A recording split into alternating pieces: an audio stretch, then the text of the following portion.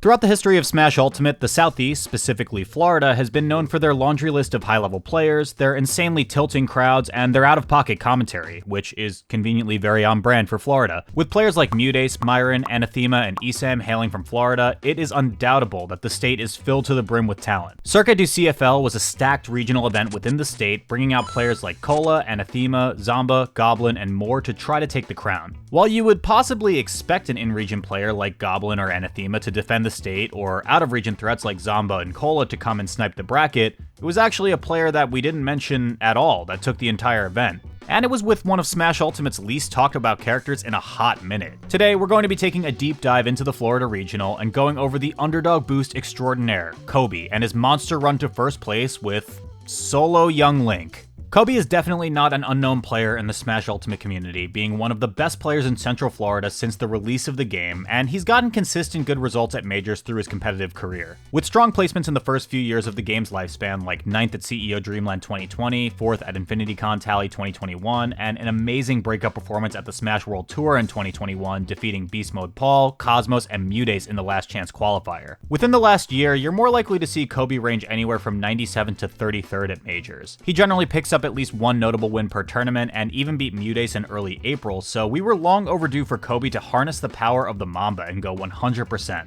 So let's talk about Young Link. This character was seen as one of the stronger characters at the release of Ultimate, with top players like Tweak piloting him in the very early days and continual success through the game's history with the United States Skittles and Toast, Japan's Suinoko, the Netherlands Supasemi, and Australia's #1 player Jay Dizzle. His peak results were in the earlier days of Ultimate though, with Tweak 7th place at Prime Saga and Toast 7th place at Frostbite 2020, but the character has seen other amazing runs like 9th from Supasemi at Ultimate Wanted 4 and 5th from Skittles at Riptide 2022. That being said, everyone tends to sleep on Young Link, until they actually have to play against one. Kobe swept through his first few opponents to make it to winner's quarters and face off against the second seed of the event and one of Smash Ultimate's most explosive players at top level, Zomba. Being known to turn the tides of a game at any moment with his mastery of Rob combos, ledge trapping, and the famous Zombear, Zomba is no easy match for anyone. There's something else you gotta know about him though. He's notoriously not had the greatest history against Young Link. Having losing records to both Skittles and Jay Dizzle along with the matchup is generally seen as winning for the character. Kobe went into this set with his eyes on the prize. His most played opponent in Smash Ultimate is Epic Gabriel, a Rob main also from CFL, and the two have played over 50 sets together, which are in Kobe's favor. So saying that the Rob matchup is one he's familiar with is definitely an understatement. This was the top seed he wanted to face first. Zomba started off game 1 with a huge lead, nearly 0-0 in Kobe, and after baiting out a risky landing callout, Zomba killed Kobe with a classic Zombear to take the first stock. Kobe though, with his home CFL crowd on his side, had no fear against the Rob, catching him mashing and hit a huge confirm on the Rob to even it out.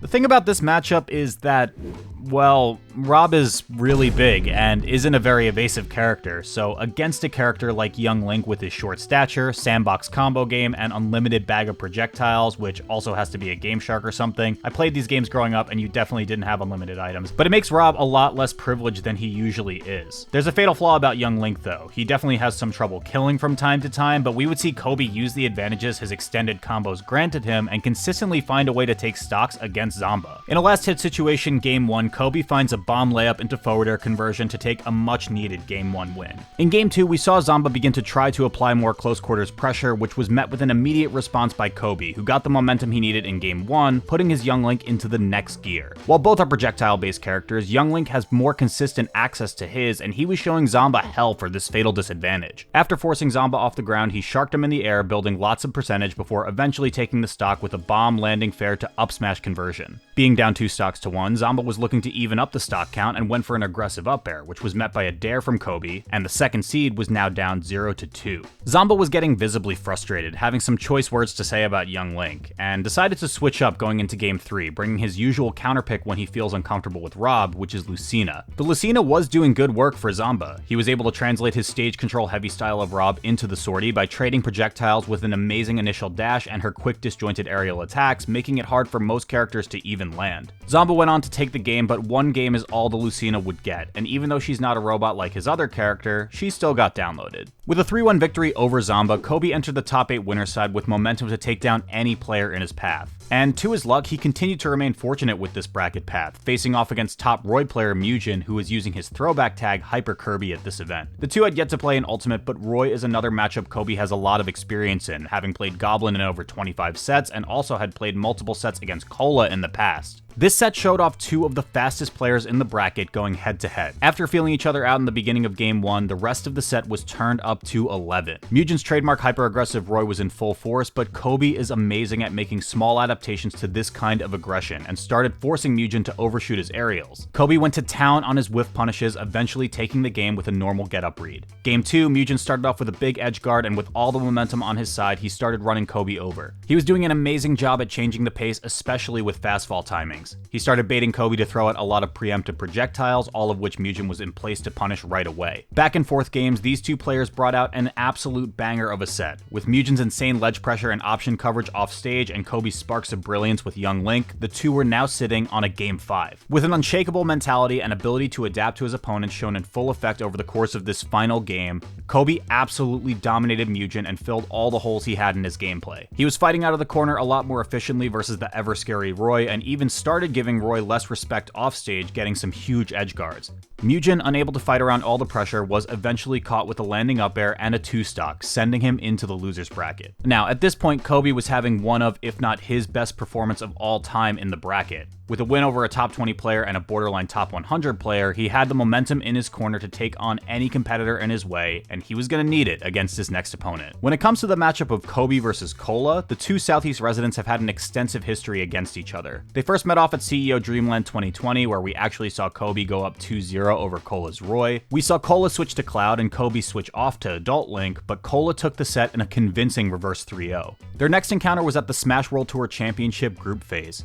Kobe started off the set hot, wanting revenge for their set a year prior. They traded games, and after being down a huge amount game 5, Cola's protagonist Plot Armor took over and made an amazing clutch over the Young Link. So, to say they've had close sets in the past just doesn't quite do the Young Link justice.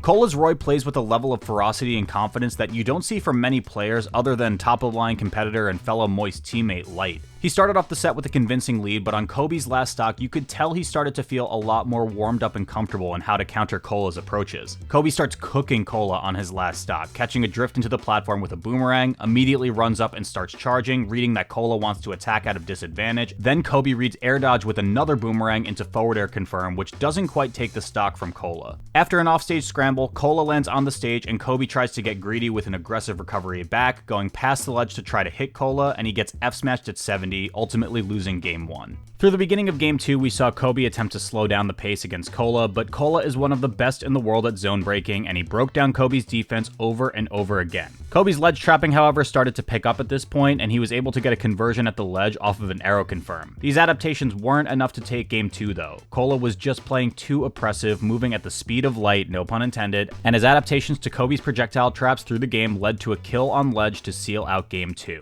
So far in the set, it had been relatively even. Cola had been consistently controlling the pace of the match, but Kobe had moments of brilliance that kept bringing him back into the set. Game 3 was back and forth right out the gate, but after an SD from Cola, Kobe saw his first stock lead of the whole set. The one moment he needed to swing the momentum of the tournament in his favor. Once Kobe lost his first stock, Cola started looking like his normal self, not letting the Young Link breathe. Cola chased him back and forth across Pokemon Stadium before catching his normal getup with back air, taking the stock sub 100%. At this point, it looked like Cola had all the momentum he needed, but began getting a little too eager to finish the set. You could tell he was mashing big time, trying to just kill Kobe and get the set over with, to move on to grand finals. But that lack of respect, even if it was just for a few seconds, was all Kobe needed. On Cola's last stock, Kobe gets a quick conversion to get Roy on the ledge and starts a huge ledge trap on him, resetting 4 times and eventually catching him out without any options, getting a nair to forward air and winning the game in an insane comeback. In game 4, we saw Cola counterpick to Cloud, going full Salt 1 mode. It started off very well, going up nearly 3 stocks to 1 on the Young Link. Kobe found a trade to get him back in the game, but just like in the set against Mugen, he started to adapt to the ledge pressure and found his way out of the corner a lot more often. After some back and forth, Kobe comes in with an aggressive dare to nair conversion, then baits the Cloud up B. He comes back around and hits a nair tech chase and throws Cloud off stage. Once Cola grabs ledge, Kobe prepares a huge ledge trap setup on Cola, hitting him back off stage, then he recovers to have to go through the same thing again. This type of insane ledge trapping is what makes Young Link such a strong character. At any point, you could have to just sign a lease to simply reside on the ledge. Cola picked the worst option in this situation, jump, and got hit by everything Kobe wanted. The landing bomb popped him into the arrow, then the boomerang hits him and keeps him closer, then Kobe lands the final bomb to fair to kill off Cola and bring the set to Game 5.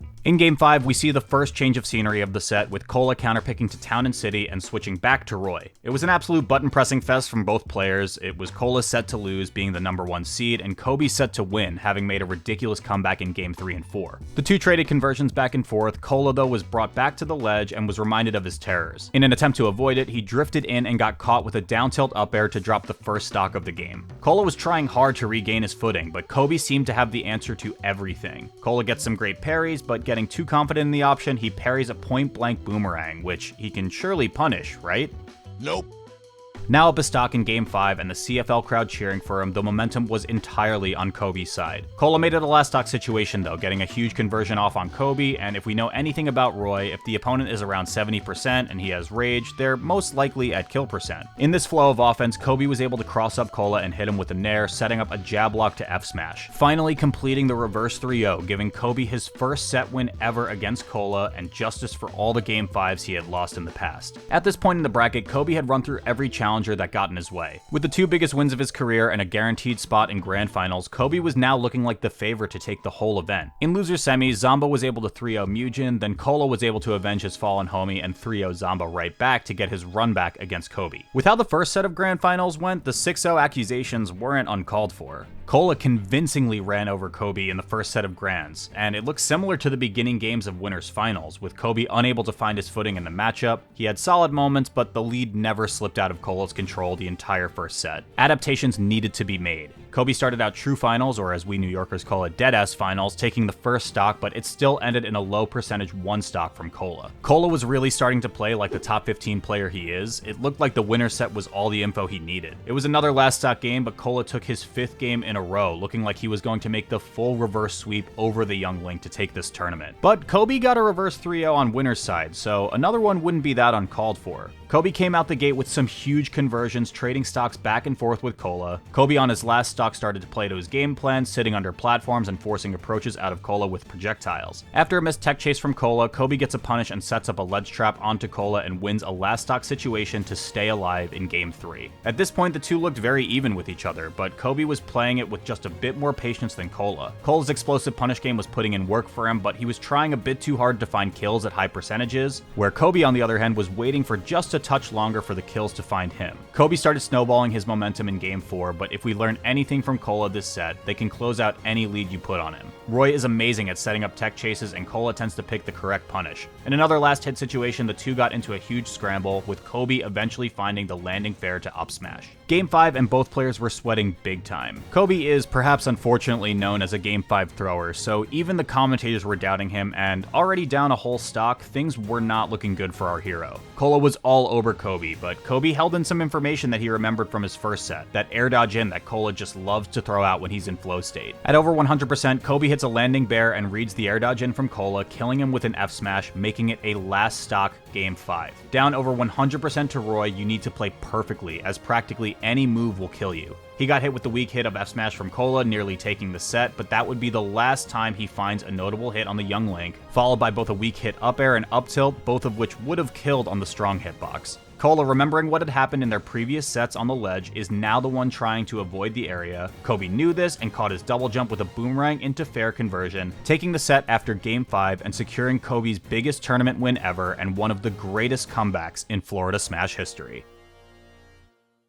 Hey, thanks so much for watching. Thank you so much to our top tier patrons and YouTube members Avishua Stein, Bobby Wasabi, Dorian, Eric is Cool, Juniper, NNG Esports, Storm SSB, Storm, and Tingly Jungle for supporting the channel. You should click on one of these videos. Do it. You're gonna like it.